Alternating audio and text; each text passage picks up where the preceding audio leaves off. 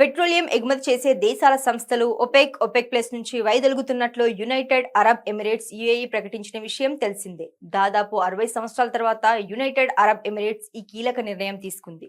ఇది అంతర్జాతీయ చమురు మార్కెట్లో భౌగోళిక రాజకీయాల్లో పెను మార్పులకు దారితీయవచ్చని నిపుణులు భావిస్తున్నారు. ఈ పరిణామాన్ని ఒపెక్ కూటమికి ఒక పెద్ద దెబ్బగా నిపుణులు చూస్తున్నారు. ప్రపంచ చమురు సరఫరా ధరలను నియంత్రించే ఒపెక్ సామర్థ్యం గణనీయంగా తగ్గుతుంది. తన ఉత్పత్తి సామర్థ్యంలో సుమారు 15% కోల్పోతుంది. సౌదీ అరేబియా ఆధిపత్యం పెరుగుతుంది. అలాగే కూటమిలో ఐక్యత దెబ్బతింటుంది. ఇది ఇతర సభ్య దేశాలను కూడా స్వతంత్ర నిర్ణయాలు తీసుకునేలా ప్రేరేపించవచ్చు. ఒపెక్ కోటల నుంచి విముక్తి లభించడంతో యుఏఈ తన ఉత్పత్తిని పెంచుకోనుంది. 2027 నాటికి రోజుకు 50 లక్షల మిలియన్ బ్యారెళ్ల వరకు పెంచుకుంటుందని అంచనా.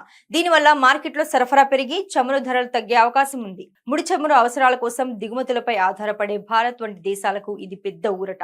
ధరలు తగ్గడం వల్ల భారత్ దిగుమతి బిల్లు తగ్గి ద్రవ్యోల్బణం తగ్గుతుంది. మరోవైపు అమెరికా వంటి దేశాలకు యుఏఈ నిర్ణయం అనుకూలంగా మారవచ్చు. ఇది ప్రపంచ ఇంధన రాజకీయాలను మరింత వైవిధ్యంగా మారుస్తుంది. యుఏఈ ఒపెక్ కూటమి నుంచి వైదొలగడం అమెరికా అధ్యక్షుడు డొనాల్డ్ ట్రంప్ విజయంగా చూడొచ్చు. ప్రపంచాన్ని ఒపెక్ దోచుకుంటుందని ట్రంప్ ఇప్పటికే ఆరోపించారు. సౌదీ అరేబియా, ఇతర ఒపెక్ దేశాలు ధరలు తగ్గించాలని జనవరిలో ఆయన పిలుపునిచ్చారు. సుంకాలు విధిస్తానని బెదిరించారు. ఇక తాజా నిర్ణయంతో ఎమిరేట్స్ తన చమురు నిల్వలను వేగంగా నగదుగా మార్చుకొని ఆ నిధులను పర్యాటకంతో పాటు ఇతర రంగాల్లో పెట్టుబడి పెట్టాలని భావిస్తోంది. ఒపెక్ పరిమితులు దీనికి అడ్డంకిగా మారాయని నిపుణులు అంటున్నారు.